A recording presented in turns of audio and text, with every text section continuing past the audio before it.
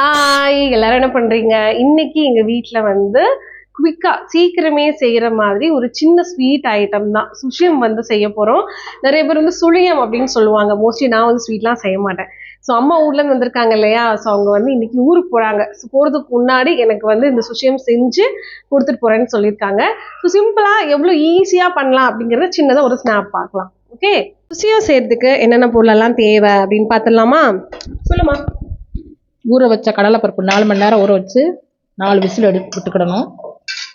தேங்காய், வெல்லம் 200 கிராம், தேங்காய் ஒரு மூடி, பச்சரிசி உளுந்து 1 டம்ளர் பச்சரிசிக்கு 1/4 டம்ளர் உளுந்து ஓகே போட்டு ஊற வச்சு 4 மணி நேரம் ஊற வச்சு அரைச்சி வச்சுக்கிடணும் தோசை மாவு பதத்துக்கு.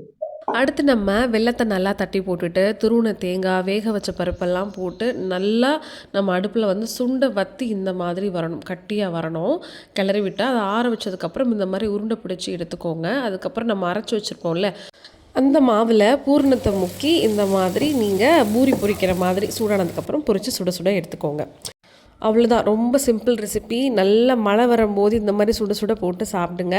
ரொம்ப ஈஸியாகவும் இருக்கும், ரொம்ப டேஸ்டியாகவும் இருக்கும். நீங்களும் டக்குன்னு செஞ்சு வீட்டில் ட்ரை பண்ணி பாருங்கள். பாய்.